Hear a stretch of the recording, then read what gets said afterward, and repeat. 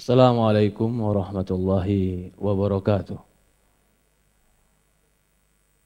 Innal hamdalillahi nahmaduhu wa nasta'inuhu wa nastaghfiruh wa na'udzu billahi min syururi anfusina wa min sayyiati a'malina.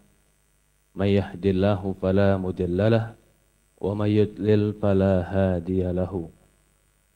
Asyhadu an la ilaha illallah wahdahu la syarikalah wa asyhadu anna Muhammad abduhu wa rasuluhu la nabiyya ba'd.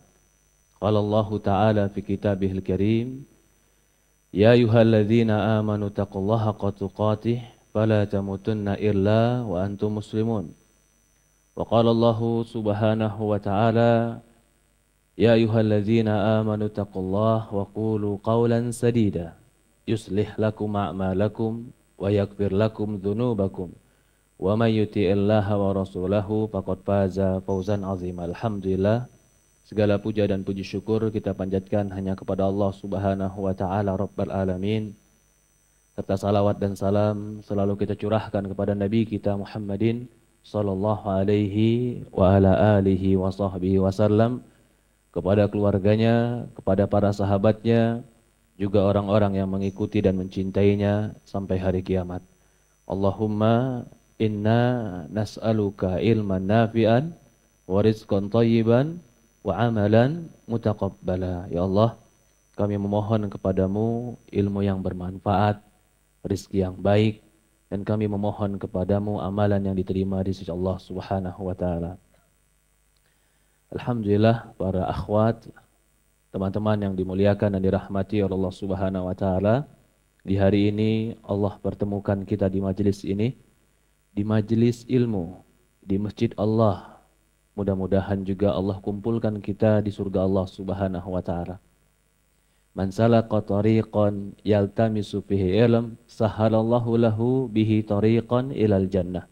Barang siapa yang menempuh jalan mencari ilmu agama, Allah akan mudahkan bagi dia jalan menuju surga. Orang yang Allah mudahkan datang ke majelis ilmu, itu tanda Allah ingin mudahkan dia masuk ke dalam surga. Karena Rasulullah bersabda, barang siapa yang Allah mudahkan untuk belajar ilmu agama, Allah akan mudahkan dia jalan menuju surga Allah Subhanahu wa taala. Maka dari itu, orang-orang yang Allah pilih untuk belajar ilmu agama, terbetik hatinya untuk belajar ilmu agama, itu adalah orang-orang yang Allah cintai. Dalam hadis Rasulullah SAW bersabda dalam sebuah hadis, man yuridillahu bi khairan yufaqihu fid din. Kata Rasulullah SAW dalam hadis yang sahih, barang siapa yang Allah inginkan untuk dia kebaikan, khairan, kebaikan umum, kebaikan dunia atau kebaikan akhirat, yufaqihu fid din, Allah pahamkan dia tentang ilmu agama. Mudah-mudahan kita termasuk orang-orang yang Allah Subhanahu wa taala inginkan kebaikan di dunia dan di akhirat kita. Hari ini kita berbicara tentang wanita tetaplah terjaga di dalam kebaikan.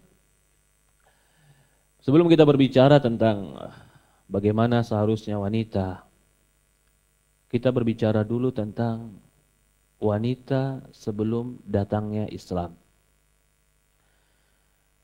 Di dalam Al-Quran Allah gambarkan ketika orang-orang musyrikin diberikan oleh Allah anak wanita. Wa idza busyira, ketika mereka diberikan kabar tentang anak wanita, wajah mereka memerah hitam, kazim, dia menahan marahnya. Kenapa mereka begitu marah ketika di zaman jahiliyah mendapatkan anak wanita? Karena bagi mereka wanita itu adalah sebab kehinaan. Sehingga ketika mereka mendapatkan anak wanita, mereka menganggap ini adalah kehinaan untuk diri mereka. Akhirnya ada beberapa orang yang betul-betul membunuh anak wanita mereka begitu lahir. Sampai Allah katakan di Quran, jika anak-anak bayi perempuan itu ditanya bi aidzambin kutilat. Kenapa mereka dibunuh? Dosa apa mereka dibunuh? Karena mereka tidak, atau anak-anak wanita ini sebenarnya tidak berdosa, tapi yang menjadikan orang-orang musyrikin itu atau orang-orang jahiliyah itu membunuh anak-anak wanita karena mereka punya budaya yang sangat buruk terhadap wanita. Budaya yang pertama diantaranya adalah mereka menganggap wanita tidak memiliki kebebasan di dalam hidup. Bahkan mereka anggap wanita itu, kalau lahir wanita adalah setengah budak.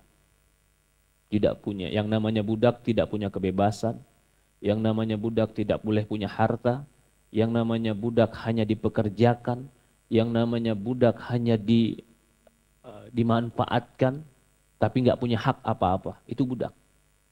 Jadi mereka menganggap datangnya dan lahirnya anak wanita sebagai perbudakan atau mirip dengan perbudakan. Kalau seandainya mereka biarkan hidup anak wanita, ada dua pilihan. Yang pertama mereka bunuh, yang kedua mereka biarkan hidup. Kalau mereka biarkan hidup, maka hidupnya dirampas hak-hak kehidupan. Di antara perampasan hak kehidupan adalah seorang wanita kalau dia hidup, dia akan dihinakan dalam kemiskinan. Nggak boleh punya harta, nggak boleh punya warisan, nggak boleh punya kepemilikan. Kalau dia menjadi istri, maka dia pun berhak atau dia pun menjadi warisan. Jadi kalau ada suami punya istri, lalu suami ini punya anak, menjadi anak tiri dari istri tadi. Kalau suaminya meninggal, maka si istri ini akan menjadi warisan dan rebutan oleh anak tirinya. Jadi wanita ketika itu betul-betul digunakan, posisinya hanya sebagai seperti barang yang diwariskan. Kalau laki-laki menikah di zaman itu, boleh menikah berapapun. Dan tidak punya hak perempuan untuk meminta haknya. Dia mau didatangin, dia mau dipenuhi nafkahnya, dia mau, tidak pernah diberikan hak itu. Dan kalau perempuan tadi, dia memiliki anak, anaknya pun bukan milik dia. Murni anaknya adalah punya suaminya. Dia cuma melahirkan dan tidak memiliki apa-apa dari anak. Banyak lagi kezoliman-kezoliman di masa jahiliyah yang itu semua merampas hak seorang wanita. Islam datang untuk memberikan hak-hak kepada wanita. Mengangkat derajat wanita sebagai wanita dan manusia yang memiliki hak dan kewajiban. Bahkan Islam datang membela tentang wanita dari kepemilikan harta. Wanita berhak memiliki harta, wanita berhak memiliki anak, wanita berhak memiliki kebebasan untuk beribadah, wanita berhak untuk mengatur rumah tangganya, wanita berhak untuk mendapatkan kebahagiaan dalam rumah tangga dan kasih sayang. Wanita tidak boleh dilebihkan daripada 4. Itu semua datang di dalam Al-Quran dan hadis untuk membela hak-hak wanita. Di antaranya kita bacakan di sini beberapa ayat Al-Quran. Yang Al-Quran itu membela hak-hak wanita. Di antaranya Allah berfirman, walahunna mithlul ladzi alaihinna bil ma'ruf. Kata Allah Subhanahu wa taala, wanita itu punya hak seperti kewajiban mereka bil ma'ruf, dengan cara yang baik. Allah membela wanita di sini, kata Allah, walahunna mistul ladzi alaihinna. Mereka punya hak sesuai dengan kewajiban dan tugas mereka bil ma'ruf, dengan cara yang baik. Di dalam ayat ini Allah menegaskan, berikan hak wanita, walahunna. Di dalam ayat yang lain, Allah perintahkan, kata Allah Subhanahu wa ta'ala, wa ashiruhunna bil ma'ruf. Maka pergaulilah mereka berinteraksi dan bermuamalahlah mereka dalam rumah tangga. Ashiru itu bergaul dalam rumah tangga. Pergaulilah mereka dalam rumah tangga bil ma'ruf, dengan kebaikan. Karena dahulu wanita itu dipukul, wanita itu dipaksa bekerja, wanita itu tidak boleh memiliki harta. Allah Subhanahu wa taala membela, pergaulilah wanita dengan baik. Bahkan dalam hadis yang lain atau dalam ayat Al-Qur'an, Allah berfirman tentang pernikahan. Fala ta'dhuluhunna, jangan kau gantung posisi mereka. Jadi di zaman jahiliyah ketika mereka sudah menikahi wanita, mereka nggak ceraikan, tapi mereka nggak penuhi hak-haknya. Bahkan mereka biarkan wanita di antara nikah dan bercerai. Dibilang dia menikah tapi nggak pernah diberikan hak karena ternyata suaminya punya istri-istri yang lain yang mungkin banyak yang tidak mengurus istri yang lain. Atau mereka dibilang tidak menikah tapi mereka tidak bisa diceraikan. Sampai akhirnya mereka betul-betul terbengkalai. Allah mengatakan fala ta'dhuluhunna, jangan kau gantung, jangan digantung posisi wanita. Kalau mau nikahkan, pergauli dengan baik. Kalau mau ceraikan, ceraikan dengan kalimat yang jelas. Di dalam Al-Qur'an ayat yang lain berkaitan tentang harta. Kalau tadi berkaitan tentang hak, berkaitan tentang pergaulan, berkaitan tentang pernikahan, berkaitan tentang harta. Matti'uhunna ala mawsi'i qadaruh wa alal muqtari qadaruh. Matti'u, berikanlah kesenangan kepada wanita ala musi'i, sesuai kemampuan dan kelapanganmu, sesuai kadarnya. Ala muqtar qadaruh. Allah mengatakan di sini, berikanlah kesenangan, matti'uhunna, bersenang-senanglah, berikan kesenangan mereka, ala mausi, sesuai kemampuan dan kelapanganmu. Allah mengharuskan wanita diberikan kesenangan, diberikan hak kelapangan, sesuai dengan kemampuan. Bahkan di dalam Al-Quran juga Allah mengharuskan perempuan diberikan fasilitas hidup, yang hak-hak hidup dasar itu harus terpenuhi. Di antara hak hidup dasar yang harus terpenuhi yang diberikan untuk wanita adalah harus diberikan tempat tinggal. Allah mengatakan di Quran, wa askinuhunna min haitsu sakantum mi wujdikum. Berikanlah tempat tinggal bagi wanita-wanita di mana kau tinggal sesuai dengan kemampuanmu. Ini berkaitan dengan tempat tinggal, berkaitan dengan harta, berkaitan dengan berinteraksi muamalah rumah tangga. Ya, bahkan dalam hadis yang lain, dalam ayat Al-Quran yang lain, berkaitan tentang harta kepemilikan. Karena di zaman jahiliyah, perempuan gak milikin harta. Kalau dia sudah menikah, maka maharnya bukan untuk dia, maharnya untuk bapak dan keluarganya. Sehingga si perempuan gak memiliki apa-apa. Datang Al-Quran membela hak wanita. Apa kata Allah? Allah berfirman dalam Al-Quran, fa'atuhunna ujurahunna faridah. Berikanlah kepada wanita-wanita itu ujurahunna, ujrah, upah, atau mungkin pengganti dari keletihan, pengganti dari hidup mereka. Faridah, itu wajib dari Allah. Allah tegaskan wajib memberikan mereka hak untuk memiliki harta. Bahkan dalam ayat yang lain Allah menegaskan fa'atuhunna ujurahunna faridah. Berikanlah mereka mahar-mahar mereka walaupun mahar itu sangat tinggi. Berikan itu milik mereka. Rasulullah melarang keluarga, ayah, ibu mengambil harta atau mahar yang telah dimiliki oleh wanita. Ini semua dalam rangka Islam membela hak-hak wanita. Banyak sekali di dalam Al-Quran yang membela hak-hak wanita. Bahkan Allah Subhanahu wa Ta'ala mengatakan, ketika seorang laki-laki tadi atau ketika seorang suami sudah merasa tidak cocok dengan istrinya, dengan wanita, Islam mengharamkan untuk menzolimi dia atau menyakiti dia. Tapi Islam memberikan pilihan. Fa'imsaku bima'rufin au tasrihu bi ihsan. Dua pilihan. Kalau kau tetap nikahi dan pegang dia, maka pergauli dia dengan baik.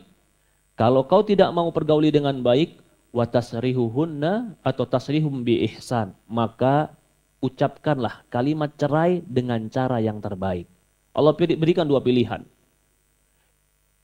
Di dalam hadis Rasulullah SAW pun banyak. Ya, Rasulullah SAW menceritakan tentang hak-hak wanita. Dikatakan dalam hadis Rasulullah SAW dari Aisyah radhiyallahu anha bahwasannya suatu hari Nabi SAW diberikan hadiah. Fa inna kanat sadaqatul Khadijah. Rasulullah SAW mengatakan dalam sebuah hadis ketika diberikan hadiah ini, maka Rasulullah mengatakan idhabu biha ala fulanah. Bawalah hadiah ini kepada si fulanah. Sesungguhnya dia temannya Khadijah. Para ulama berdalil dengan hadis ini, perempuan punya hak untuk hartanya sendiri. Bahkan Rasulullah mengatakan dalam hadis, istausu binisa'i khaira. Rasulullah mengatakan berwasiatlah kalian terhadap wanita dengan kebaikan. La yafrukul mu'min mu'minah. Jangan seorang mukmin itu menyakiti mukminah. Wa in kariha minhu khuluqan wa radiya minha akhar. Bisa jadi seseorang itu tidak suka kepada wanita karena satu akhlak, tapi Allah jadikan darinya akhlak yang baik yang dia ridhoi. Dalam riwayat lain Rasulullah mengatakan khairukum li ahli wa ana khairukum li ahli. Kata Rasulullah SAW, sebaik-baiknya kalian adalah orang yang terbaik dengan keluarganya, dan aku adalah orang yang terbaik dengan keluargaku. Mengapa Rasulullah SAW menyebutkan dengan bangga, akulah orang terbaik dengan keluargaku? Karena di zaman itu memuliakan wanita dianggap kelemahan. Mencium anak dianggap kelemahan. Menggendong anak dianggap kelemahan. Bahkan bergaul baik dengan wanita dianggap menghilangkan wibawa dan kehormatan. Rasulullah SAW dengan tegas mengatakan, aku orang yang terbaik dengan keluargaku. Agar para sahabat mengerti, berbuat baik dengan wanita itu adalah sebuah kehormatan. Itu adalah sebuah sikap laki-laki yang baik. Bahkan Rasulullah SAW dengan bangga mengatakan, ana khairukum, aku orang terbaik di antara kalian dengan keluargaku. Bukan dalam rangka sombong dan angkuh, tapi dalam rangka ingin mengajak berlomba-lomba dalam kebaikan. Kalau kalian mau menjadi orang terbaik, maka buktikanlah kebaikan kalian dengan berbuat baik dengan keluarga kalian. Kalau keluarga kalian merasakan kebaikan kalian, barulah kebaikan kalian dikatakan baik. Karena ada sebagian orang di zaman jahiliyah, dia baik dengan teman-temannya, dia baik dengan pergaulannya, tapi begitu dia pulang ke rumahnya menghadap istri dan anak-anaknya, semua istri dan anaknya gak merasa nyaman dengan dia. Dia baik dengan teman-temannya, tapi dia gak baik dengan keluarganya. Kata Rasulullah, itu bukan orang baik. Rasulullah SAW memberikan batasan kebaikan di tengah para sahabat adalah yang terbaik di antara kalian, yang dia terbaik dengan keluarganya. Jadi para sahabat berlomba untuk menjadi orang baik dengan perbuatan menghargai, menghormati keluarga dan wanita. Maka ketika ini terjadi, di masa itu datangnya Islam adalah sebuah pintu kebaikan bagi wanita. Bahkan kedatangan Islam seolah-olah melepas rantai yang selama ini mengekang wanita. Kedatangan Islam memberikan manusia hak-hak wanita, memiliki wanita hak-hak kemanusiaan yang harus dijaga. Maka datangnya Islam dan datangnya Nabi Muhammad SAW rahmatan lil alamin. Rahmatan lil alamin. Di sini saya menyebutkan beberapa poin yang saya ulang sedikit lagi tentang kedudukan wanita dalam Islam. Yang pertama, wanita di dalam Islam punya hak untuk ibadah. Itu hak yang paling tinggi. Dan Islam menjaga hak ini. Karena semua kita diciptakan oleh Allah Subhanahu wa taala untuk ibadah kepada Allah. Allah Subhanahu wa taala berfirman dalam Al-Qur'an, kata Allah Subhanahu wa taala, "Man 'amila salihan min dzakar aw untha wa huwa mu'min falanuhyiyannahu hayatan thayyibah." Kata Allah Subhanahu wa taala di dalam Al-Qur'an, barang siapa yang beramal soleh Dari laki-laki dan perempuan. Allah nggak bedakan laki-laki dan perempuan. Semuanya punya hak untuk beramal soleh. Maka kata Allah, falanuhyiyannahu hayatan thayyibah. Pasti kami akan hidupkan dia dengan kehidupan yang thayyib. Thayyib itu baik. Kami hidupkan dia dengan kehidupan yang baik. Di dalam ayat ini Allah mengatakan laki-laki dan perempuan punya hak untuk beramal soleh. Lalu kalau mereka beramal soleh, Allah Subhanahu wa taala akan berikan kehidupan yang baik. Dalam Al-Quran Allah Subhanahu wa taala mengatakan ya ayuhan nas. Ya ayuhan nas. Kalau ada lafaz ya ayuhan nas berarti di dalamnya wanita pun punya hak yang sama. Karena wanita termasuk dari kalimat an-nas. Maka ketika Allah berfirman ya ayuhan nas u'budu rabbakum. Wahai manusia beribadalah kepada Rabb kalian. Konteks ayat ini termasuk memberikan hak kepada wanita bahwasannya dia harus beribadah kepada Allah Subhanahu wa taala. Dan ini adalah dasar seorang wanita untuk dia beramal dan berpijak dalam setiap amalnya berdasarkan karena dia ingin ibadah kepada Allah. Yang kedua, tadi kita juga mengatakan Islam memberikan hak kepada wanita untuk memiliki harta. Allah mengatakan wa askinuhunna min haitsu sakantum. Atau Allah mengatakan wa atuhunna ujurahunna fariidhah. Berikanlah kepada wanita-wanita itu ujroh itu upah, ujroh itu harta. Fariidhah wajib diberikan kepada wanita. Walaupun para ulama menafsirkan ayat ini maksudnya adalah wajib memberikan mahar. Mahar itu milik dia. Islam juga yang ketiga memberikan tanggung jawab berupa kepemimpinan dalam rumah tangga. Kalau dia telah melahirkan anak, maka anak itu milik dia. Dia berhak untuk merawatnya, dia berhak untuk membesarkannya, dia berhak untuk menjadi pemimpin bagi anak-anaknya. Berbeda di zaman jahiliyah. Ketika seorang perempuan lahir, bisa jadi keluarga suami dengan zalim merampas anaknya dari istrinya atau dari ibunya. Karena mengatakan anak itu hanya milik laki-laki dan bukan milik perempuan. Rasulullah SAW bersabda dalam sebuah hadis, kullukum ra'in wa kullukum mas'ulun an ra'iyatih. Semua kalian pemimpin dan setiap pemimpin akan bertanggung jawab terhadap kepemimpinannya. Wa mra'atun ra'in fi baiti zawjiha. Dan seorang perempuan itu adalah pemimpin di dalam rumah tangga suaminya untuk mengurus rumah tangga suaminya. Ini hadis merupakan hukum dari Rasulullah. Wanita berikan haknya di dalam rumah tangga suami. Terutama memberikan hak untuk mengatur rumah tangganya secara mandiri dan anak-anaknya secara mandiri. Juga kita katakan tadi, hak perempuan dalam Islam dijadikan tidak boleh seorang laki-laki melebihkan istri dari 4. Mungkin di zaman sekarang orang menganggap bahkan ini adalah sebuah, mungkin mereka sebagian menganggap ini adalah sebuah mungkin ketidakadilan. Padahal kalau kita melihat sebab turunnya persyariat ini, kita akan mengerti bahwasannya membatasi 4 itu adalah pembelaan kepada wanita. Yang tadinya wanita tidak punya hak sama sekali mau berapapun suaminya menikah. Maka Allah mengatakan dalam Al-Quran, fankihu ma taba lakum minan nisa'i masna wa thulatha wa ruba wa in khiftum alla ta'dilu fawahida. Jadi ayat ini sebenarnya turun membela hak wanita. Apa kata Allah? Kau nikahkanlah wanita 2, 3 atau 4. Tapi kalau kau tidak bisa adil dan takut tidak adil, fawahidah, kata Allah. 1 saja. Karena di zaman jahiliyah sebelum datangnya Nabi Muhammad SAW, mereka nggak pernah memperdulikan keadilan. Nggak pernah memperdulikan berapa banyak wanita. Yang penting mereka nikahkan, mereka bayar maharnya, lalu mereka telantarkan. Allah datang membela hak wanita. Juga di dalam Islam tidak boleh perempuan dikumpulkan antara dia dan saudari kandungnya. Antara dia dan bibinya dalam satu suami. Tidak boleh. Di dalam jahiliyah boleh. Mungkin kakak beradik satu suaminya. Di zaman jahiliyah. Dan itu akan menyebabkan kehancuran. Itu tidak menghargai keadaan atau tidak menghargai kasih sayang wanita. Sehingga Islam melarangnya. Begitu juga Islam memberikan hak kepada wanita ketika dia kecil dan barang siapa Sebagaimana kita katakan tadi, di zaman jahiliyah mereka ketika mendapatkan anak perempuan mereka berusaha membunuh. Mereka berusaha mengubur hidup-hidup. Datang Islam membelanya. Apa kata Rasulullah?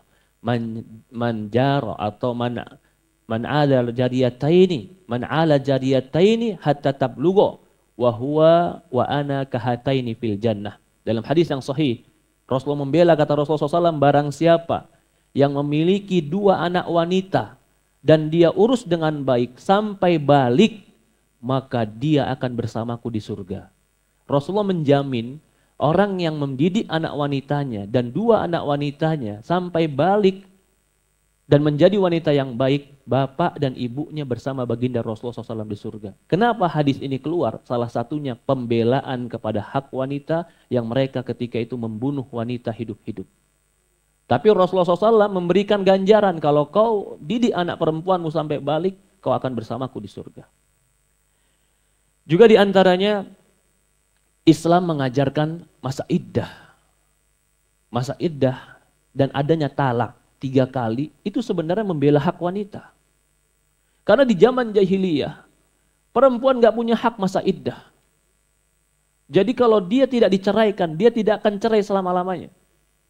Kalau laki-lakinya jahat, dia cerai, dia balik, dia cerai, dia balik, dia cerai, dia balik. Dipermainkan itu wanita, gak ada batasan, silahkan. Selama itu si laki-laki punya kekuasaan. Islam memberikan batasan. Kalau 3 kali kau cerai, maka kau tidak boleh menikahinya lagi. Itu membela hak wanita, supaya wanita tidak dipermainkan di dalam pernikahan. Juga termasuk masa iddah. Masa iddah itu 3 kali haid, 4 bulan 10 hari, itu juga termasuk menjaga hak-hak wanita. Di antaranya juga, Islam menjaga kehormatan wanita dengan tidak boleh dilecehkan. Bahkan, Islam menjaga kehormatan wanita walaupun dengan berbicara. Perhatikan, apa kata Allah di Quran? Fala takhdha' lahun bil qaul. Janganlah wanita itu melirihkan suaranya untuk bicara kepada laki-laki. Kenapa? Apakah Allah ingin membatasi pergerakan wanita atau hanya ingin mengekang wanita? Bukan. Tapi Allah mengajarkan kepada wanita, kalau berbicara, jangan kau lirihkan suaramu di depan laki-laki. Karena itu sebab kau akan diremehkan dan mungkin dilecehkan oleh laki-laki. Tunjukkan suaramu sebagai wanita yang terhormat, kau akan dihargai. Berbeda dengan tanggapan orang. Kenapa sih Al-Quran sampai memerintahkan wanita kalau bicara pun gak boleh melirihkan suara? Sebenarnya sisi pandangnya adalah Al-Quran ingin jaga kehormatan wanita. Bukan ingin membatasi. Karena Allah tahu tabiat laki-laki begitu mendengar suara wanita yang mungkin mendayung atau lirih. Tabiat laki-laki yang sakit, artinya yang memiliki hasrat yang salah, itu akan mudah melecehkan wanita. Mungkin dengan merayu, mungkin dengan verbal, atau mungkin dengan perbuatan. Semua itu di dalam Islam ditutup pertama kali. Apa kata Allah? Jangan kau lirihkan ketika bicara. Kenapa Allah bicarakan itu? Allah ingin menjaga kehormatan. Yang berikutnya, Islam datang, ini contoh yang berikutnya. Islam datang untuk menjaga kehormatan wanita. Apa yang dilakukan oleh Islam? Islam memerintahkan perempuan di rumah. Mengapa perempuan di rumah itu merupakan cara Islam menjaga perempuan? Karena semakin dia di rumah, semakin dia menjaga dirinya, semakin dia terhormat dan semakin dia tidak diremehkan dan diganggu oleh laki-laki. Maka Allah mengatakan dalam Al-Quran, fala tabarrajna tabarrajal jahiliyatil ula. Janganlah perempuan-perempuan itu tabarruj, bersolek, keluar rumah sebagaimana orang-orang jahiliyah. Orang-orang jahiliyah dahulu, mereka suka bersolek, berdandan. Bahkan mereka keluar rumah mereka dengan solekan dan dandanan mereka. Yang akibatnya mereka terlecehkan. Dan ini pun terjadi. Di negeri-negeri maju sekarang, banyak perempuan yang mereka mengatakan menjaga hak asasi wanita. Pada hakikatnya kalau kita memberikan sensus atau kita cari berita yang pasti, maka negara-negara maju yang tidak menegakkan Islam banyak pelecehan terhadap wanita. Tapi negara-negara yang mengajari wanita untuk di rumah, mengajari wanita untuk berhijab, mungkin terjadi pelecehan. Tetapi persentasenya sangat jauh dibanding negara-negara yang mereka tidak menjaga wanita. Ini sebenarnya menjadi bukti. Perintah Allah kepada wanita bukan untuk mengekang wanita. Perintah Allah kepada wanita untuk menjaga kehormatan mereka. Karena Allah menyayangi mereka. Tetapi sebagian orang yang lemah iman, lemah ilmu, lemah pengetahuan, menganggap ini adalah bentuk pengekangan. Kenapa mereka berpikir seperti itu? Karena mereka mengambil informasi bukan dari Quran dan hadis, tapi mereka mengambil informasi dari media-media barat. Yang mereka berusaha mengeluarkan perempuan dari rumah-rumah mereka. Mereka berusaha mengeksploitasi perempuan menjadi orang yang harus keluar dengan memperlihatkan kecantikan dan keindahannya. Padahal itu semua bukan bentuk pemuliaan kepada wanita. Itu bentuk daripada menjadikan wanita objek bagi mereka. Di dalam Al-Quran, masih lagi, di antara bentuk Quran yang menjaga kehormatan wanita adalah Allah Subhanahu wa taala memerintahkan wanita untuk berhijab. Di dalam surat Al-Ahzab ayat 59 Allah berfirman, Qulil mu'minat atau ya ayuhan nabi qul li azwajik wa banatik wa nisa'il mu'minin yudnitna 'alaihinna min jalabibihinna. Wahai Nabi, katakanlah kepada anak-anakmu, kepada istri-istrimu dan pada wanita beriman agar mereka menjulurkan jilbab-jilbab mereka. Perempuan diperintahkan berjilbab oleh Allah karena Allah ingin menjaga kehormatan mereka. Allah nggak mau perempuan diganggu. Allah nggak mau perempuan dilecehkan.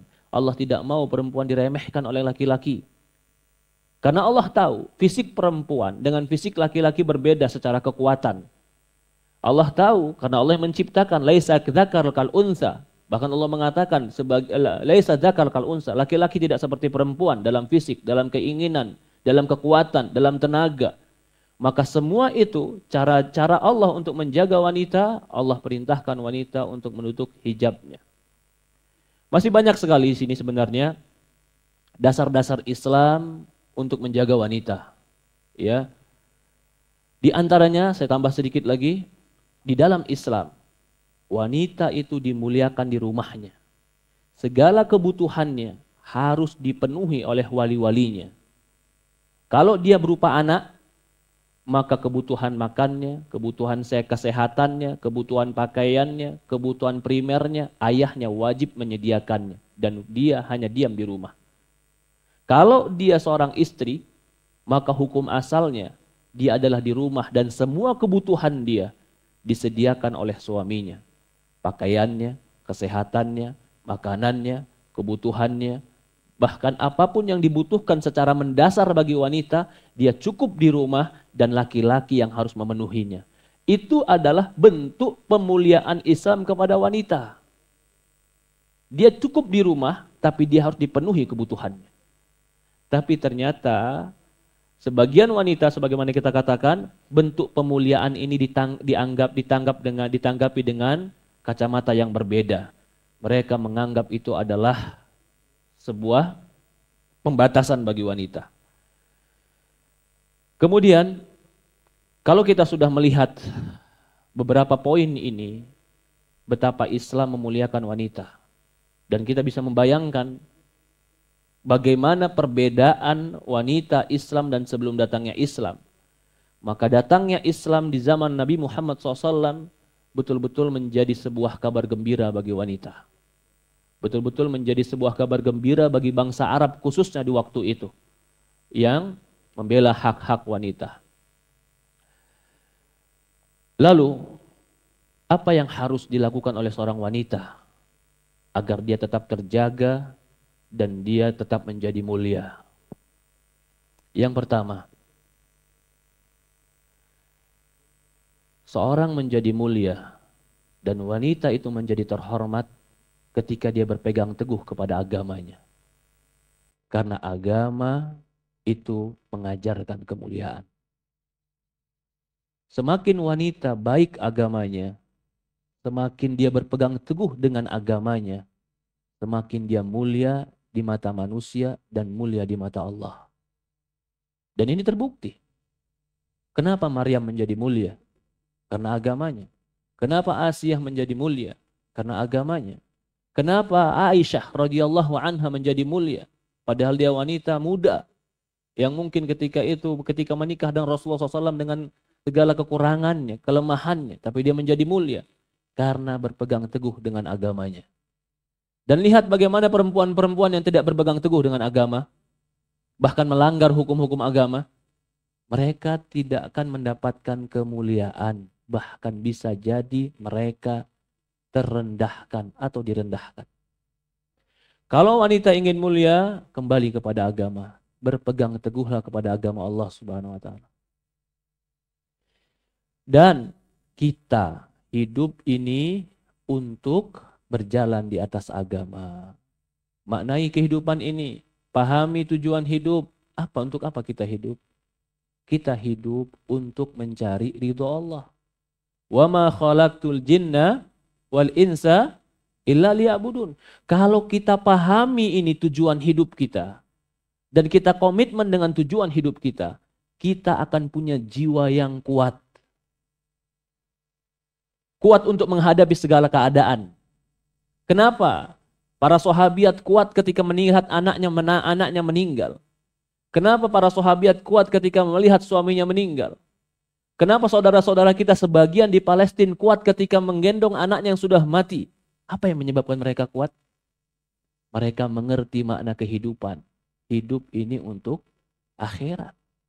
Begitupun kita, kalau kita memaknai hidup ini adalah untuk mencari ridha Allah dan untuk mencari akhirat, maka segala ujian hidup yang kita hadapi, kita akan hadapi dengan hati yang sabar karena kita berharap pahala dari Allah. Karena kita sadar hidup ini ujian. Dan hidup ini rintangan. Sampai kapan? Sampai ketemu dengan Allah. Maka Allah katakan di Quran, "Walladzi khalaqal mauta wal hayata liyabluwakum ayyukum ahsanu amalan." Allah yang telah menciptakan hidup dan mati untuk apa? Liyabluwakum, agar Allah uji kalian. Siapa yang terbaik amalannya. Jadi kalau wanita atau seorang manusia mengerti tujuan hidupnya dan dia mendapatkan ujian-ujian, dia akan sabar. Karena dia tahu ujian ini mengangkat derajat dia di sisi Allah. Ujian ini adalah jalan untuk mencari ridho Allah. Wanita jika ingin dia mulia, kembali kepada agama. Kalau dia kembali kepada agama, Allah akan muliakan dia dunia dan akhirat. Inna akramakum indallahi atqakum. Kata Allah Subhanahu wa taala, sesungguhnya orang yang paling mulia di sisi Allah di antara kalian orang yang paling bertakwa. Karena kalau dia sudah berpegang teguh dengan agama, dia akan berpegang teguh dengan akhlak yang baik. Dia akan berpegang teguh dengan penampilan yang syar'i.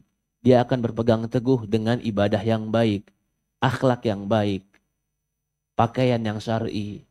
Lalu dia melakukan perintah-perintah Allah, ibadah yang benar, itu akan menambah kewibawaan seorang wanita. Tapi kalau wanita tadi tidak menjaga agama Allah, bahkan melanggar syariat-syariat Allah, bukan manusia yang merendahkan dia, tapi dia sedang menampakkan harkat martabat dirinya sendiri. Ketika dia menampakkan dirinya adalah bukan orang yang baik dalam agama, maka orang akan memposisikan sebagaimana dia menampakkan dirinya. Tapi kalau dia menampakkan, aku ini orang muslimah, aku ini orang yang berpegang teguh dengan agama, maka orang akan segan kepada dia. Dia akan dimuliakan. Kemudian, bagaimana seorang wanita itu agar menjadi orang yang dicintai dan diridhoi oleh Allah? Allah sebutkan dalam Al-Quran, di dalam surat An-Nisa, kata Allah Subhanahu wa taala, "As-salihatu qanitatun hafizatu lil ghaibi bima hafidallah." Kata Allah Subhanahu wa taala ketika mendeskripsikan dan menceritakan tentang wanita yang baik, kata Allah adalah as-salihat, perempuan yang baik itu qanitat, yang tunduk. Bahkan disebutkan para ulama, semakin tunduknya wanita akan semakin menunjukkan feminim. Dan sifat feminim itu adalah sifat yang menyebabkan laki-laki mencintai. Disebutkan sebagian ulama juga, semakin nampaknya feminimnya wanita, semakin luluhnya hati laki-laki terhadap wanita tadi. Ternyata sifat qanitat itu adalah sifat tunduk yang menunjukkan kepada feminim. Tapi tunduknya di sini ditafsirkan oleh para ulama, pertama dia tunduk paling tinggi kepada Allah Subhanahu wa taala dan tunduk kepada Rasulullah sallallahu alaihi wasallam. Rasulullah SAW mengatakan dalam hadis, kata Rasulullah SAW, taraktu fikum syai'aini lan tadillu ba'dahuma kitabullah wa sunnati. Kata Rasulullah SAW, kutinggalkan bagi kalian dua perkara. Yang dengan dua perkara ini kalian tidak akan tersesat selama-lamanya. Kitabullah, pegang kitabullah. Wa sunnati, pegang sunnah dan hadis Rasulullah SAW. Perempuan yang berpegang teguh dengan kitab dan sunnah, dia akan mulia dan dia akan selamat dari segala bentuk ujian-ujian dunia. Maka mukminah, perempuan yang salehat, kata Allah dalam Al-Quran, al-qanitat. Dia tunduk kepada Allah dan Rasulnya. Dikatakan juga, kalau dia perempuan menjadi anak, di antara sifat atau di antara yang menyebabkan dia menjadi mulia adalah dia juga tunduk kepada ayah dan ibunya kalau dia belum menikah. Perempuan, pintu surganya ketika dia belum menikah adalah ayah dan ibunya. Perempuan, kalau dia sudah menikah, pintu surganya adalah suaminya. Perempuan, ketika dia punya anak, dia akan menjadi pintu surga bagi anak-anaknya. Bagi mukminah, bagi perempuan yang salehah, dia memuliakan kedua orang tuanya. Allah Subhanahu wa taala berfirman dalam Al-Qur'an ketika menggambarkan tentang orang, qul ta'alau atlu ma harrama 'alaikum rabbukum ala tusyriku bi syai'a wa bil walidaini ihsana.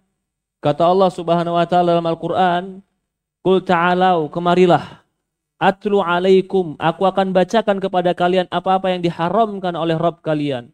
Alla tusyriku bi syai'an. Yang pertama, jangan sekutukan Allah. Yang kedua, wabil walidaini ihsana.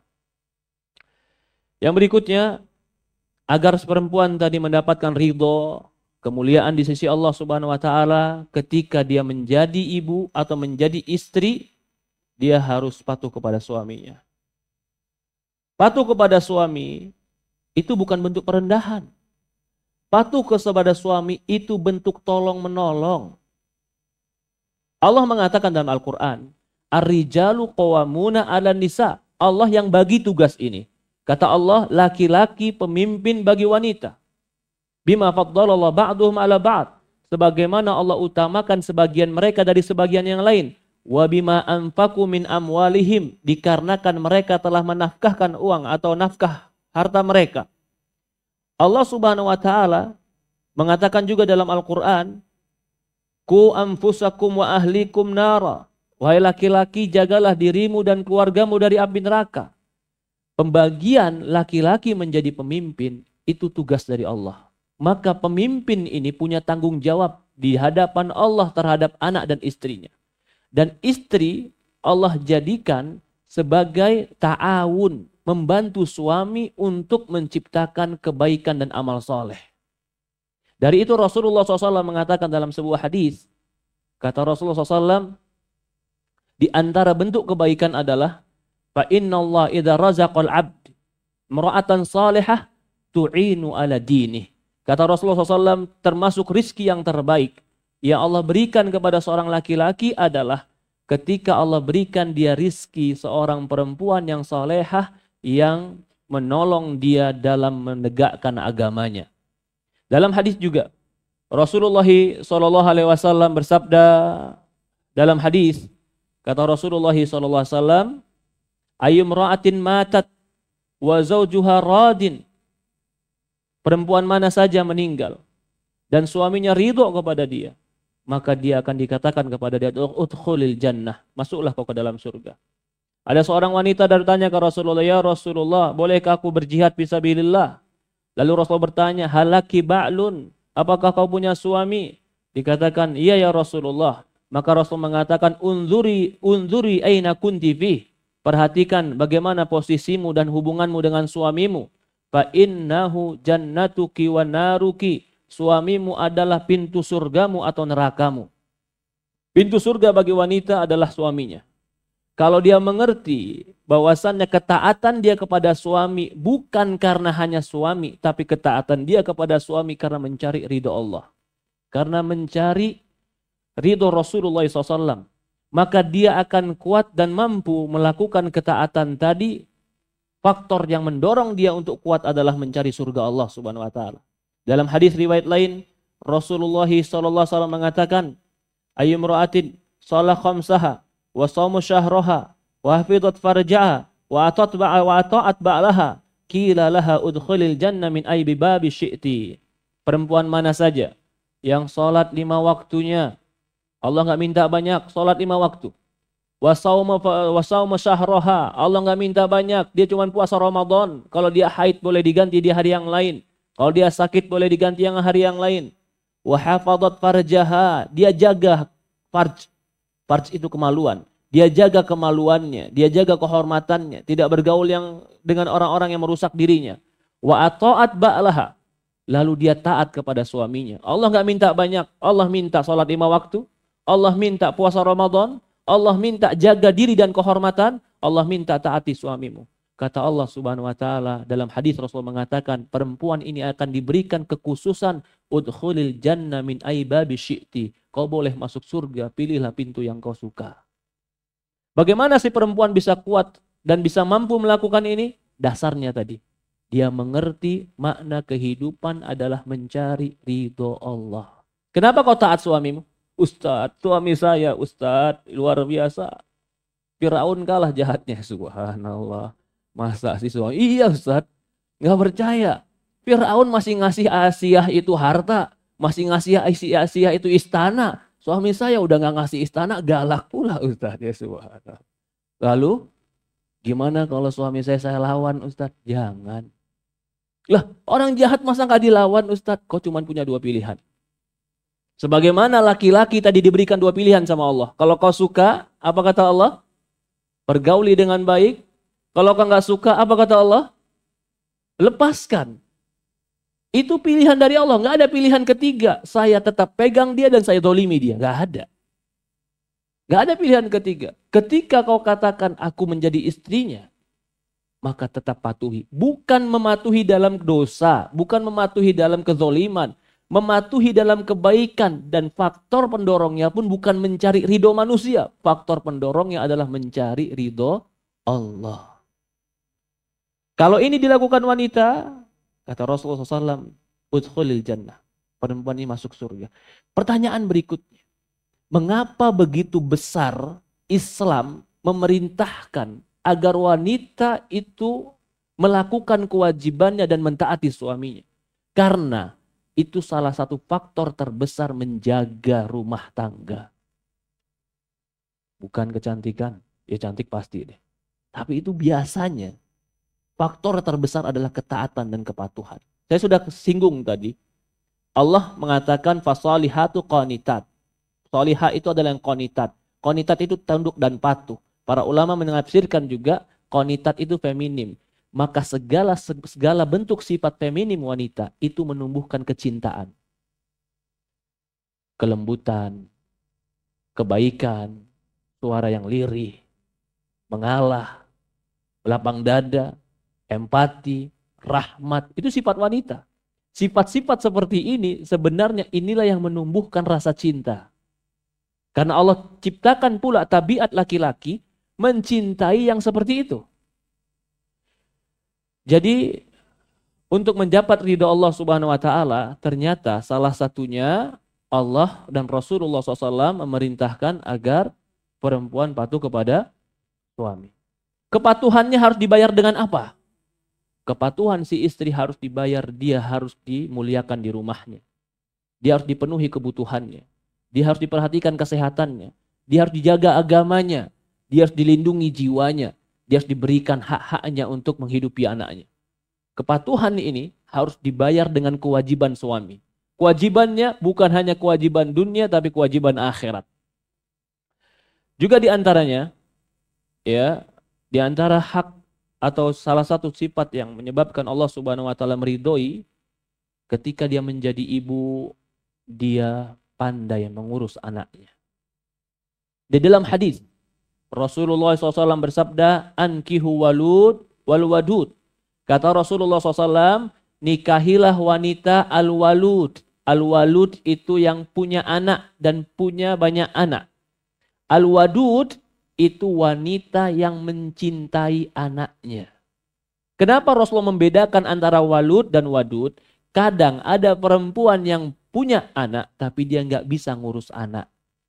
Dia nggak punya simpati sama anak. Dia nggak punya empati sama anak. Dia mudah marah sama anak. Padahal wanita yang baik kata Rasulullah al-wadud bukan hanya bisa punya anak dan memiliki anak, tapi juga wadud bisa ngurus anak. Termasuk salah satu cara agar wanita mendapatkan ridho Allah, dia menjaga anaknya karena itu amanah dari Allah. Di dalam hadis Rasulullah mengatakan, wa mra'atun ra'iyah, perempuan itu bertanggung jawab, dia sebagai pemimpin fi baiti zaujiha, bermimpin di dalam rumah tangga suaminya. Ibu yang hebat akan melahirkan anak-anak yang hebat. Jadi tugas ibu yang paling mulia adalah mencetak generasi yang hebat. Bagaimana tugas ibu yang paling mulia? Dia mengajari anaknya agama yang benar. Dia menjadi guru bagi anak-anaknya untuk ibadah. Dia menjadi teladan dan kecintaan bagi anak-anaknya dalam akhlak dan perbuatan.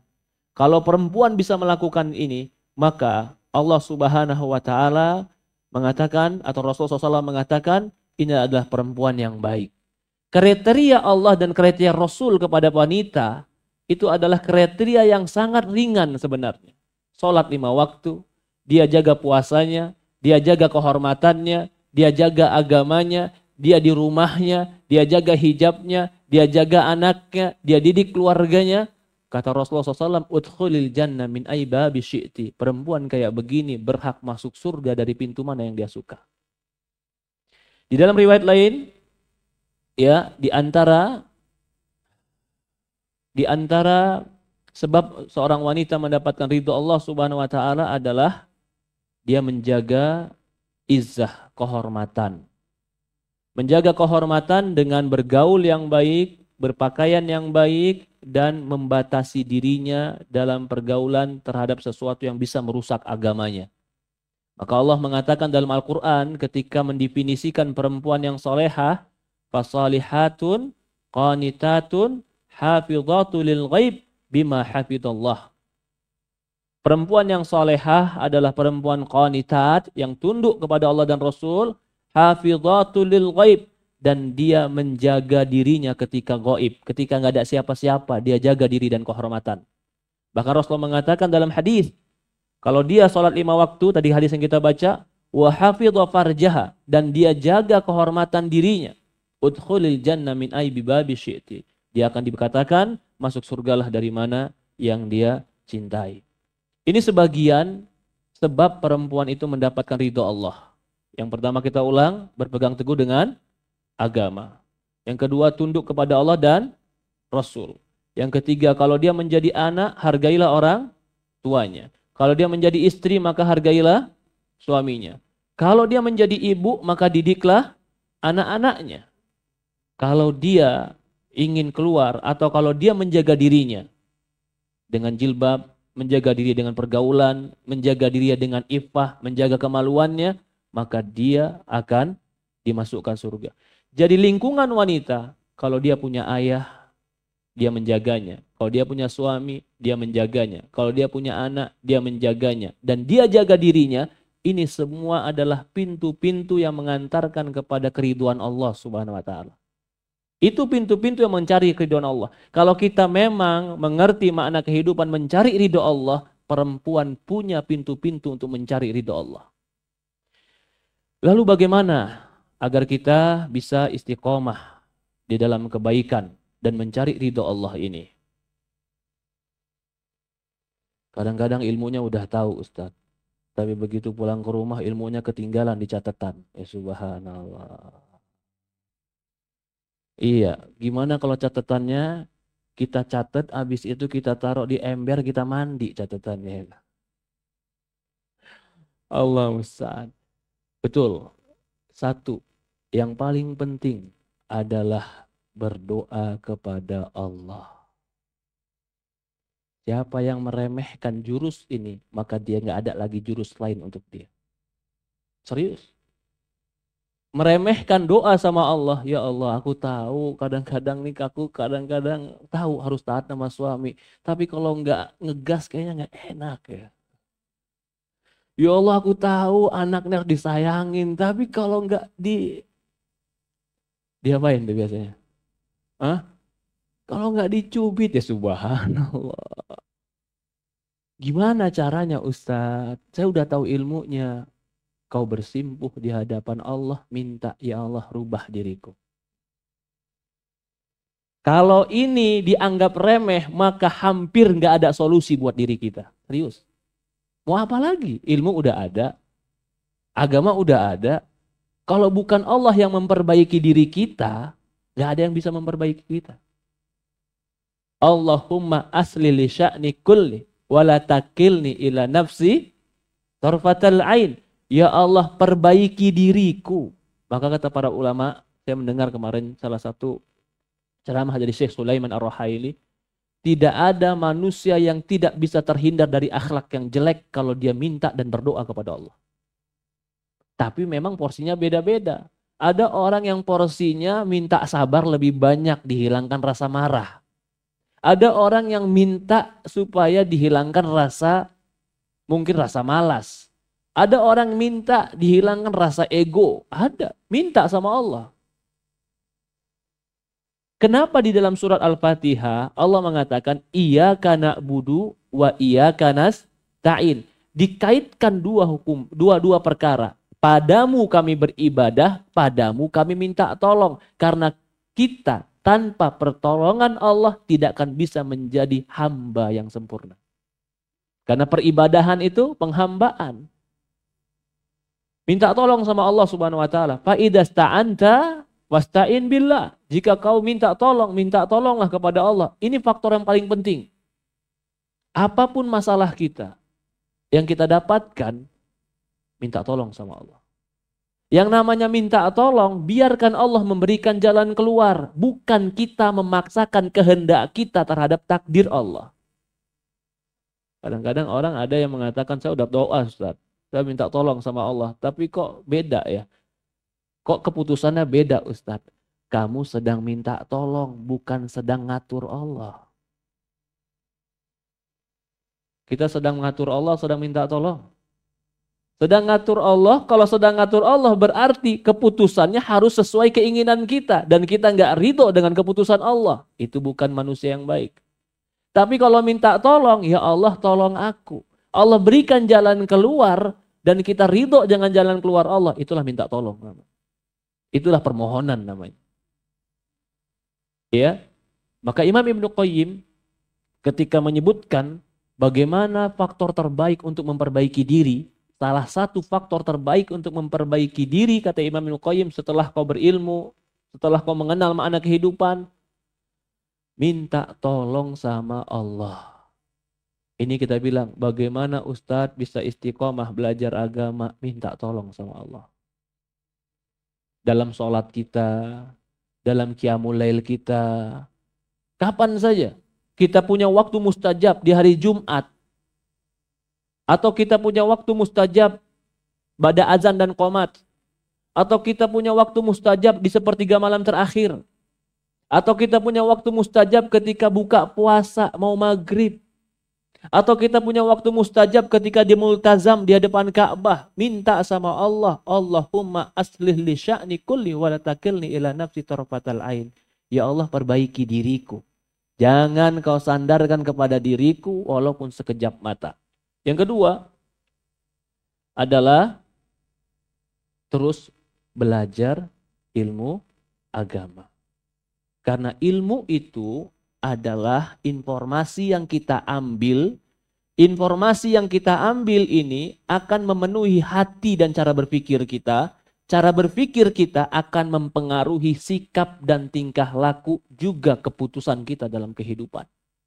Jadi ilmu itu, cara berpikir dan informasi yang kita terima di dalam diri kita, itu faktor terbesar bagaimana cara kita bersikap.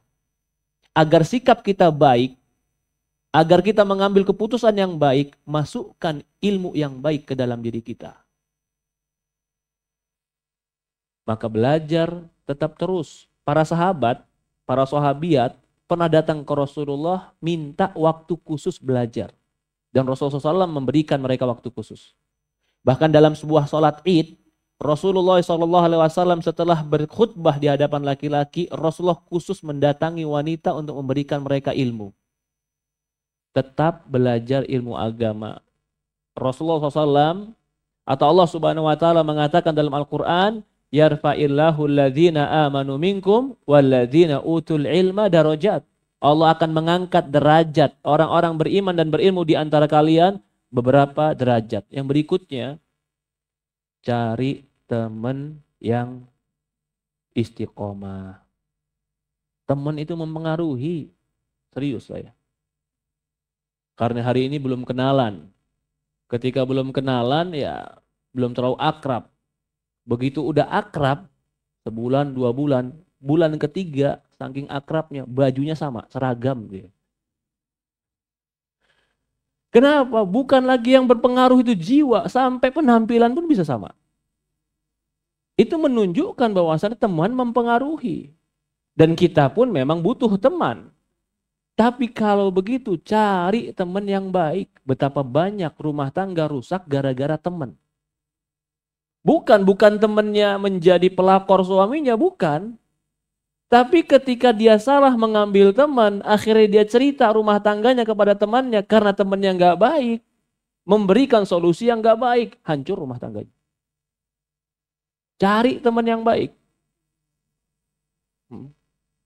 Oke, siap. Ya, yang faktor ketiga apa? Cari teman yang baik. Rasulullah mengatakan masalu jalisis salih wa jalisis su kahamilutul misk wa nafitul khair. Perumpamaan teman yang baik, teman yang soleh bagaikan minyak wangi, penjual minyak wangi dan pandai besi. Kalau belum menikah, cari pasangan yang baik agamanya. Kamu itu akan menyerahkan dirimu kepada laki-laki. Yang kau akan taati dia. Yang kau akan melayani dia. Yang dia akan menguasai dirimu. Maukah kau berikan dirimu kepada laki-laki yang gak benar agamanya? Rugi. Cari suami yang baik agamanya. Perhatikan Rasulullah mengatakan. Kata Rasulullah SAW. Idza ja'akum man tardha dinahu wa khuluquh fazawwijuh. Rasulullah SAW mengatakan jika datang padamu laki-laki yang kau ridhoi agama dan akhlaknya, sudah nikahkan, kata Rasulullah. Loh, kemana harta? Kemana penampilan? Kemana yang lain, kriteria-kriteria yang lain? Bukan berarti kriteria itu nggak penting. Kriteria itu penting. Tapi Rasulullah menjadikan 2 kriteria ini yang paling penting. Kalau agamanya baik, dia akan mempergaulimu dengan baik. Kalau akhlaknya baik, dia akan menghargaimu dengan baik. Teman hidup itu bukan teman sehari 2 hari. Teman untuk selama-lamanya. Maka harus pilih teman hidup yang baik agamanya. Masalah ekonomi bisa dicari. Mungkin bisa nambah, bisa berkurang. Tapi masalah agama, masalah akhlak, masalah tabiat, masalah perangai, ini sulit untuk didapatkan. Harus cari agama yang benar. Panzur, kata Rasulullah SAW, jika orang datang yang kau perbaik, kata Rasulullah SAW, tunkahu li arba'ah. Perempuan itu dinikahi karena 4. Kata Rasulullah SAW diantaranya, fatfar bidatid din, taribat yadak. Pilihlah yang agamanya baik, kau akan selamat. Yang terakhir, bagaimana supaya kita tetap berada di atas kebaikan ini? Tadi yang pertama saya bilang apa? Minta tolong sama Allah. Yang kedua, carilah ilmu dan jangan pernah bosan. Yang ketiga, cari teman, circle yang baik. Yang keempat, kalau belum menikah dia harus menikah. Karena menikah menyempurnakan agama. Yang kelima, kau harus punya amalan yang komitmen jaga keimananmu itu. Ada yang komitmennya baca Quran, ada yang komitmennya zikir pagi petang, ada yang komitmennya qiyamul lail, ada yang komitmennya kajian, saya pokoknya mau kajian. Bukan perkara yang wajib, tapi perkara yang sunnah. Kalau wajib ya harus dijaga komitmen. Tapi kita harus punya amalan sunnah yang kita komitmenkan kita jaga. Umpamanya sholat malam, jaga sholat malam. Atau puasa, Senin Kamis, jaga. Pilih mana yang kita mampu. Yang kira-kira kita mampu untuk komitmen, jaga. Karena ilmu itu adalah bibit, amalan itu adalah pupuk yang akan menumbuhkan bibit dalam hati. Ilmu akan bisa masuk ke dalam hati dan akan kokoh di dalam hati kalau ilmu tadi diamalkan. Apa saja yang bisa kita amalkan? Karena semua orang punya kesempatan yang berbeda-beda. Ada yang kesempatannya bisa qiyamul lail, atau ada yang kesempatannya bisa sholat, atau bisa puasa. Ada yang kesempatannya bisa sedekah, ada yang kesempatannya bisa baca Quran, ada yang kesempatannya bisa ikut waktu kajian. Ikut. Mana yang dianggap mudah, ambil komitmen, jaga amal, jangan pernah merasa lemah. Rasulullah mengatakan dalam sebuah hadis, kata Rasulullah SAW, ihris ma yanfa'uk, fasta'in billahi wala ta'jas. Kata Rasulullah SAW, bersemangatlah untuk apa yang bermanfaat kepadamu, jangan merasa lemah. Bersemangat untuk belajar ilmu agama, bersemangat untuk beramal. Allah berfirman dalam Al-Quran, alladzina jahadu fina lanahdiyannahum subulana. Kata Allah Subhanahu wa taala, orang-orang yang bersungguh-sungguh di jalan kami. Jahadu itu bukan hanya bersungguh-sungguh, tapi mujahadah artinya dia bersusah payah. Karena jiwa ini harus dilawan, kemalasan harus dilawan. Jiwa ini harus dididik. Didiklah dengan beramal soleh. Apa kata Allah? Orang-orang yang mendidik dirinya dan bersungguh-sungguh, lanahdiyannahum subulana. Kami akan berikan dia jalan-jalan kebahagiaan kami, atau kami akan berikan mereka jalan-jalan menuju kami. Para akhwat yang dimuliakan dan dirahmati Allah Subhanahu wa taala, ketahuilah poin yang terakhir saya ingin sampaikan, kalian itu wanita adalah makhluk yang Allah katakan terindah. Bahkan makhluk yang paling membahagiakan adalah wanita. Bahkan Rasulullah mengatakan, ini baginda Rasulullah mengatakan, ad-dunya mata, dunia itu semuanya perhiasan yang indah. Wa khairu mata'iha imra'atun salihah. Yang terindah adalah wanita yang solehah. Dia akan lebih indah dari permata. Dia akan lebih indah dari emas. Dia akan lebih indah dan menyenangkan dari semua kesenangan dunia. Wanita yang solehah. Bahkan dalam sebuah hadis, Rasulullah SAW mengatakan, kalau seandainya kebahagiaan itu ada 3, maka salah satunya maskanu wasi', rumah yang luas. Wal markabu hani, kendaraan yang nyaman. Yang 3, mar'atun salihah tu'inu ala dini. Kebahagiaan itu ada pada wanita solehah yang dia membantu di dalam perkara agama. Jadi wanita di dalam Islam itu adalah perhiasan yang indah, yang menyenangkan hati, sumber kebahagiaan jika wanita itu di atas agamanya. Maka jadilah wanita yang mulia, yang indah, yang Rasulullah SAW mengatakan, wa khairu mata'iha. Wanita itu adalah sebaik-baiknya perhiasan dunia. Allahu alam, ini yang bisa kita ambil sedikit dari pembahasan kita tentang wanita. Semoga Allah Subhanahu wa taala berkahi kita dan semoga Allah Subhanahu wa taala rahmati kita. Allah musta'an. Baik, terima kasih Ustadz. Jazakumullah khairan atas materi yang sudah disampaikan sampai saat ini. Kemudian sebagaimana yang telah disampaikan tadi di awal sesi, insya Allah ta'ala setelah sesi materi akan dilanjutkan dengan sesi tanya jawab. Untuk sekarang nanti akan ada 3 pertanyaan Ustadz. Jadi 2 pertanyaan dari peserta dan 1 dimohon untuk Ustadz memberikan kuis untuk kepada peserta seperti itu. Jadi untuk pertanyaan yang terpilih, untuk pertanyaan offline, dan nanti teman-teman akhwat yang bisa menjawab pertanyaan dari Ustadz, itu akan mendapatkan hadiah menarik dari Din Academy, dari Mafin juga. Dan bagi teman-teman yang terpilih, pertanyaannya untuk dibacakan pada kajian di pagi hari ini nanti bisa menghubungi panitia di akhir acara seperti itu. Kemudian izin masuk ke pertanyaan Ustadz. Ya, silakan. Ini ada dari teman-teman yang menyimak secara daring atau online. Assalamualaikum warahmatullahi wabarakatuh. Assalamualaikum Ustadz. Izin bertanya, terkait ketentuan berhijab, apakah diperbolehkan wanita keluar rumah menggunakan pakaian potongan seperti tunik panjang dan rok? Atau apakah harus hanya menggunakan gamis saja? Jazakallahu khairan Ustadz. Pertanyaannya, pakaian hijab, bolehkah perempuan menggunakan pakaian potongan? Maksudnya terpisah antara rok dan baju, begitu ya? Betul Ustadz. Apakah dia harus menggunakan gamis saja? Jawabannya adalah perempuan boleh menggunakan pakaian potongan. Yang penting tetap menutup aurat, tebal, tidak tipis, dan tidak tembus pandang, dan dia bukan perhiasan. Jadi tidak disyaratkan untuk menggunakan atau keharusan menggunakan jubah. Tidak. Tapi kenapa jubah digunakan? Karena jubah lebih sempurna di dalam menutup aurat dan pinggul. Tapi kalau dia menggunakan pakaian rok dan baju yang terpisah, tetap ketentuan tadi terjaga, auratnya terjaga, pinggulnya tetap tertutup, maka boleh bagi dia menggunakan itu. Allahu a'lam.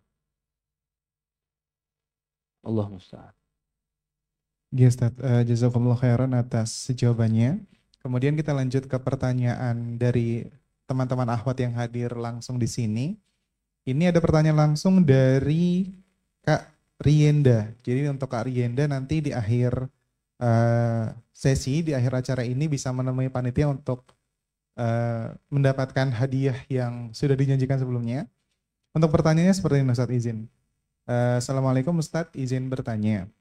Bagaimana keharusan wanita di era modern untuk bisa seimbang antara dunia dan akhirat? Selain itu, apakah contoh dan takaran seorang wanita terlalu memikirkan duniawi dalam bekerja, padahal harus menghidupi anaknya? Jadi minta contohnya juga Ustadz, contoh dan takarannya ketika seorang wanita tuh terlalu memikirkan duniawi tapi harus menghidupi anak-anaknya juga, seperti itu Ustadz. Iya. Jadi begini, kalau kita berbicara hukum asal ini adalah hukum yang asalnya dan ini idealisnya. Perempuan itu dia dipenuhi kebutuhannya. Dia di rumah, diberikan pakaian, diberikan rumah atau diberikan tempat tinggal, diberikan kesehatan, diberikan makanan, kebutuhan dia terpenuhi, itulah idealisnya wanita. Jadi sebenarnya wanita itu tidak harus memikirkan nafkah. Maaf. Apa? Allah mengatakan, fa'anfikuhunna, nafkahilah perempuan. Berarti perempuan asalnya adalah diberikan nafkah. Tetapi konsekuensinya adalah Allah mengatakan, fala tabarrajal jahiliyatil ula. Perempuan jangan keluar rumah kecuali di rumah. Ketika dia diperintahkan di rumah, harus terpenuhi kebutuhan dia. Tapi kebutuhan tadi sesuai dengan kemampuan. Jadi itu posisi wanita di dalam Islam. Dia dipenuhi kebutuhannya dan dia bertugas menjaga anak-anaknya. Di rumah itu menjadi tanggung jawab wanita. Dan ketika dia memiliki kewajiban ini harus terpenuhi hak-haknya. Tapi kenyataannya, bolehkah wanita bekerja dan mencari nafkah? Jawabannya boleh. Tetapi itu bukan tugas asal wanita. Mencari nafkah dan memberikan kebutuhan hidup itu tugas asal siapa? Laki-laki. Ketika wanita ikut bekerja dan diizinkan oleh suaminya, itu berarti dia sedang membantu suaminya. Membantu suaminya. Jadi jangan berpikir juga bahwasannya kerja itu adalah kewajiban wanita. Tidak. Wanita itu dia punya hak di rumah untuk dipenuhi kewajibannya dan bekerja adalah tugasnya laki-laki. Disebutkan oleh Syekh Shalih Fauzan, kalau perempuan itu bekerja boleh disyaratkan pertama tidak menelantarkan tanggung jawabnya. Apa tanggung jawab wanita yang paling tinggi? Tanggung jawab wanita paling tinggi mengurus anak. Karena kalau suami kewajibannya mencari nafkah, tentu kewajiban dia mengurus anak tidak akan bisa sempurna.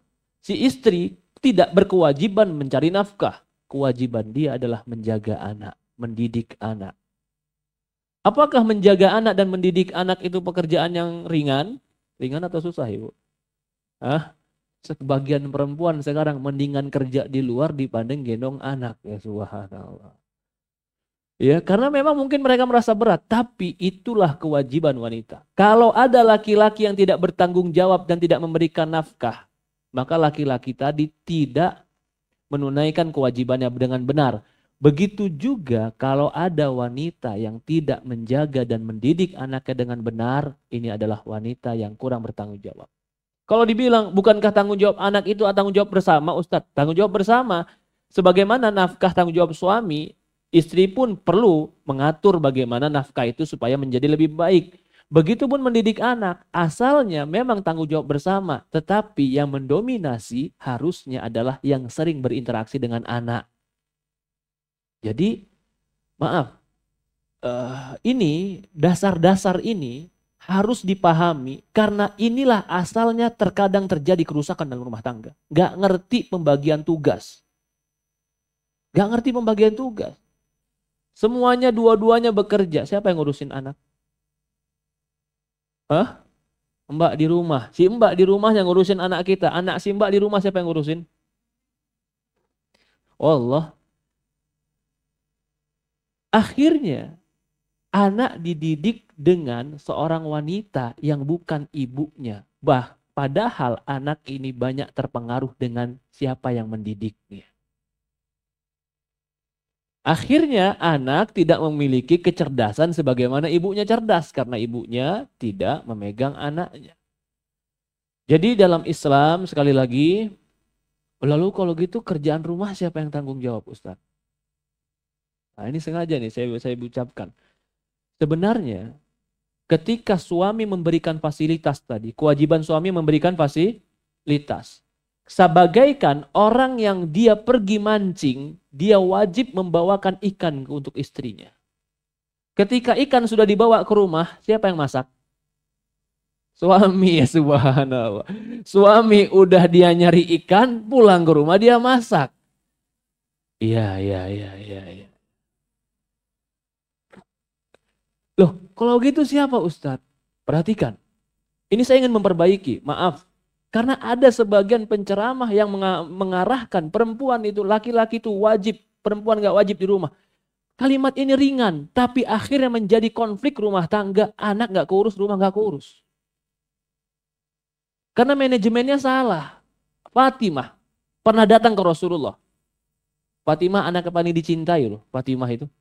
Anak yang perempuan yang paling kecil, yang paling dicintai Rasulullah. Bahkan semua kakak-kakaknya udah meninggal, tinggal Fatimah satu-satunya yang hidup. Dia punya anak, Fatimah punya anak siapa namanya? Hasan dan Husain, cucu yang paling menghibur hati Rasulullah. Paling dicintai Rasulullah. Ya tidak? Pernah datang ke Rasulullah mengeluh tentang capeknya ngurus rumah. Ini kisahnya sepele.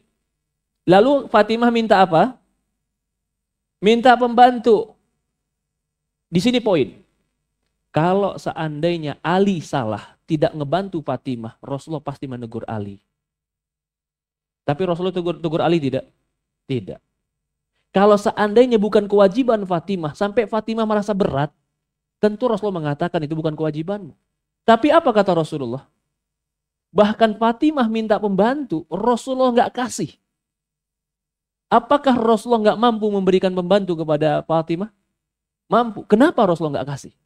Bahkan Rasulullah kasih zikir. Coba ya perempuan sekarang kasih zikir sama suaminya. Wallah.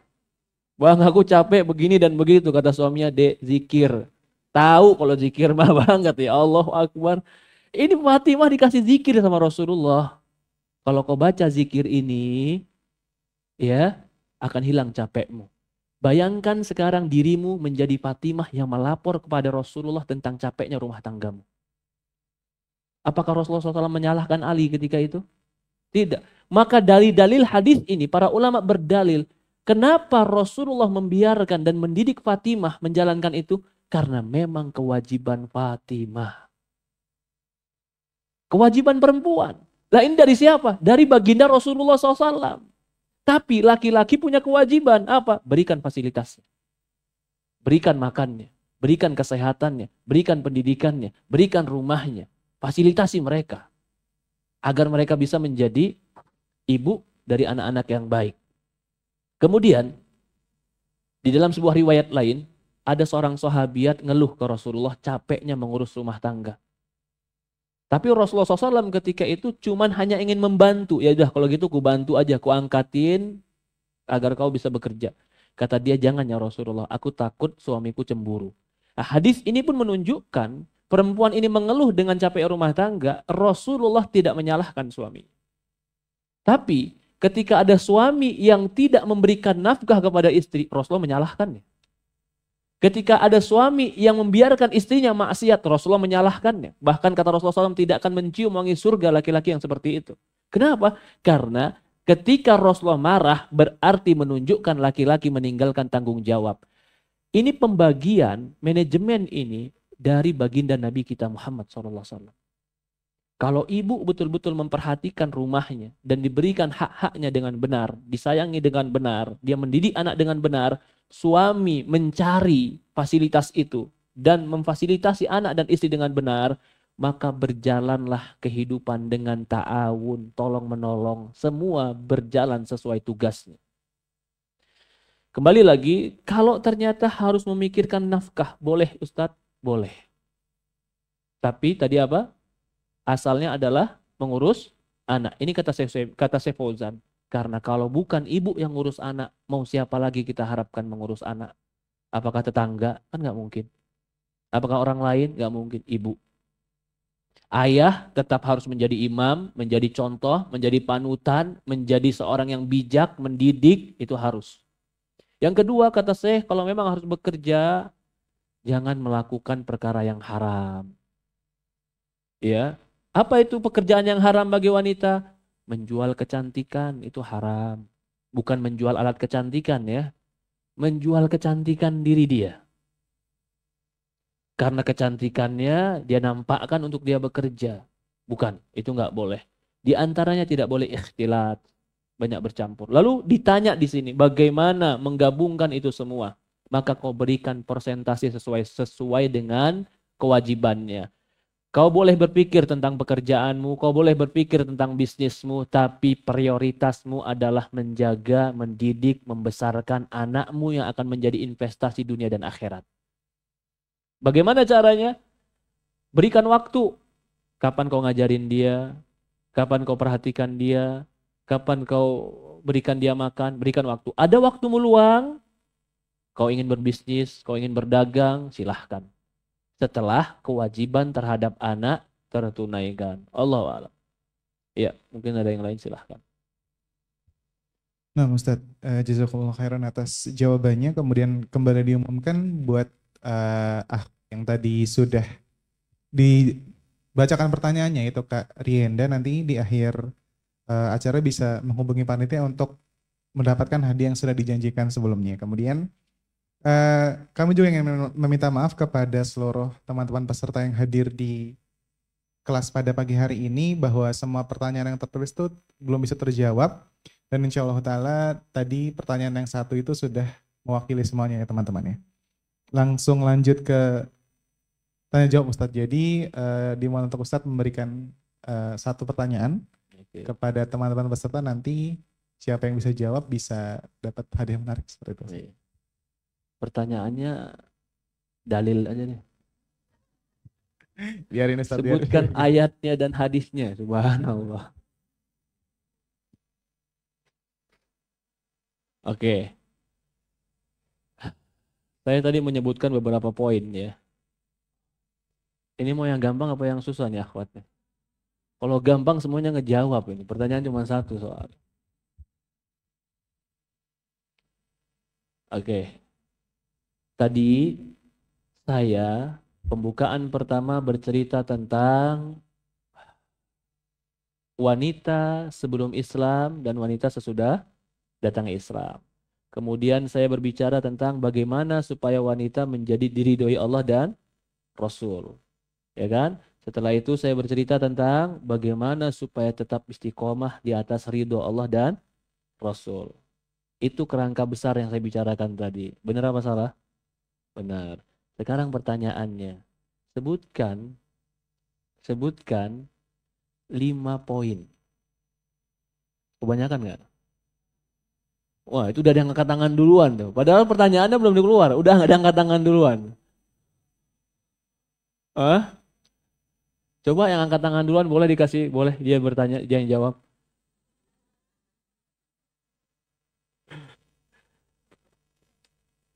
5 poin Islam memuliakan wanita.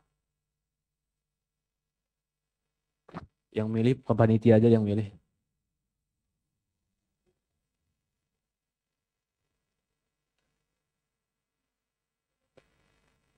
Silakan. Jadi teman-teman peserta sekalian, mohon maaf ini info dari panitia. Jadi kan nanti ada beberapa sesi ya.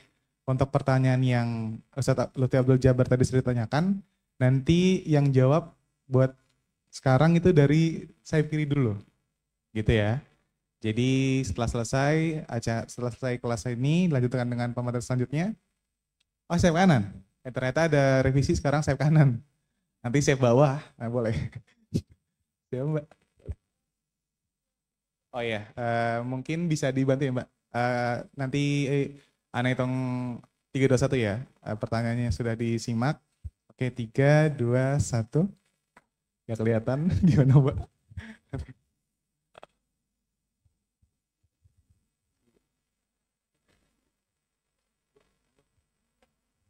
Assalamualaikum Ustadz. Waalaikumsalam warahmatullahi wabarakatuh. Boleh sambil baca ya Ustadz? Boleh. Tapi kalau sambil baca jadi tambah 2 lagi, jadi 7 poinnya. Oh ya, insya Allah. Jawabannya adalah yang ke-1, dia berpegang teguh pada agama. Kedua, wanita yang tunduk sesuai dengan surat An-Nisa. Yang ketiga, wanita yang menjaga kehormatannya.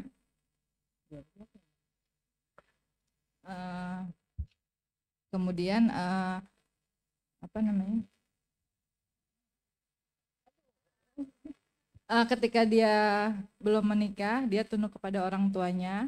Dan ketika dia sudah menikah, dia tunduk kepada suaminya. Dan ketika dia sebagai ibu, dia mendidik anak-anaknya dengan baik. Benar, tapi itu bukan jawabannya. Itu Yang yang berdiri barusan. Coba yang barusan agak berdiri. Karena tadi yang angkat pertama duluan. Fadol. Akhwat tadi. Ya, yang jilbab coklat, silahkan. Jadi pertanyaannya perhatikan, kalau yang dijawab ukhti tadi adalah sebab-sebab Allah ridhoi. Ya kan? Pegang teguh kepada agama, taat kepada Allah dan Rasul, bakti pada orang tua, bakti pada suami. Kalau pertanyaan saya sekarang, datangnya Islam memuliakan wanita. Saya sebutkan beberapa poin tadi bukti. Silahkan, aku yang berdiri barusan. Mic yang mana? Itu tadi, yang jilbab coklat, silahkan.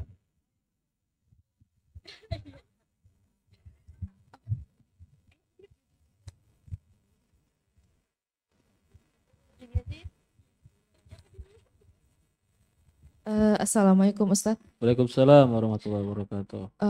Kemuliaan wanita itu yang pertama, dia memiliki hak untuk beribadah. Yang mana nih yang jawab nih? Oke, ya boleh silahkan Ibu. Yang pertama. Yang pertama, dia memiliki hak untuk beribadah. Di dalam Islam, perempuan diberikan hak untuk beribadah. Ya ayuhan nasu ubudu rabbakum. Wahai manusia, beribadahlah kepada Allah. Berarti kalimat manusia masuk di dalamnya wanita. Yang kedua, dia memiliki masa iddah dan dibatasi 3 talak atas talak suaminya. Ini untuk melindungi wanita dari perlakuan suami yang semena-mena di zaman jahiliyah dulu. Oke, adanya iddah dan adanya jumlah talak 3 itu adalah bentuk perlindungan kepada hak wanita agar tidak dizolimi. Yang ketiga, wanita memiliki hak untuk memiliki harta.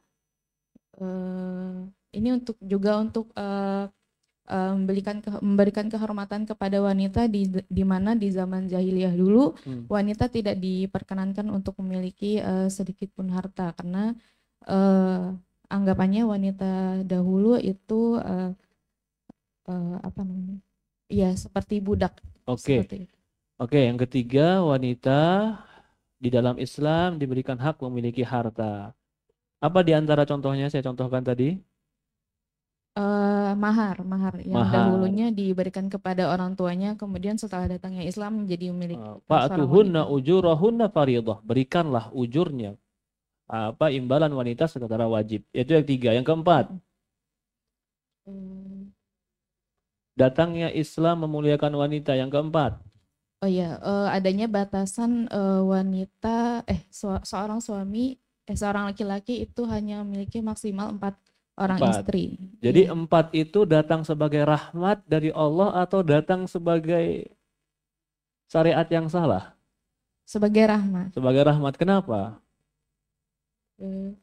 Ya, untuk memuliakan wanita, Ustadz. Jadi supaya untuk melindungi wanita yang dulunya seorang lelaki itu bisa menikahi lebih banyak wanita, setelah dinikahi dia tidak diperdulikan, ditelantarkan. Oke, maka 4 itu Allah tahu. Dengan 4 ini lebih dari 4 tidak akan ada laki-laki yang bisa berbuat adil dan berbuat baik kepada istrinya. Yang kelima? Yang kelima itu wanita disarankan untuk lebih sering berada di rumah untuk melindunginya dari gangguan atau dilecehkan atau direndahkan dari Islam laki. Menjaga harkat martabat wanita tidak dilecehkan. Gambarannya satu, wanita diperintahkan tidak untuk melirihkan suara. Karena melirihkan suara bisa menyebabkan dia di laki-laki yang jelek dilecehkan. Yang kedua, dia diperintahkan di rumah karena dengan dia di rumah dia akan terjaga. Yang ketiga, dia diperintahkan apa? Berhijab. Dengan hijab ini Allah ingin menjaga supaya wanita tidak dilecehkan. Iya, ini 5 ya. 5 kemuliaan Islam. Walaupun sebenarnya saya sebutkan tadi lebih dari 5 kemuliaan Islam terhadap wanita. Allah alam. Mungkin itu saja. Jazakallahu khairan, Ustaz. Allah khair.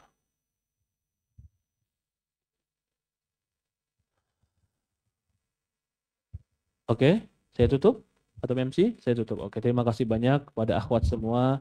Semoga akhwat-akhwat di sini menjadi perhiasan dunia, wanita-wanita solehah yang menjadi ibu-ibu yang baik bagi anak-anak, menjadi istri yang baik bagi suami, menjadi anak yang baik bagi ayah dan ibunya. Semoga majelis ini memudahkan kita menjadi orang yang istiqomah di sisi Allah Subhanahu wa taala. Semoga Allah berkahi kita, Allah berkahi keluarga kita, Allah berkahi usia kita. Saya tutup dengan doa kafatul majlis. Subhanakallahumma wa bihamdi asyhadu an la ilaha illa anta nastaghfiruka wa atubu ilaik. Assalamualaikum warahmatullahi wabarakatuh. Jazakumullahu khairan.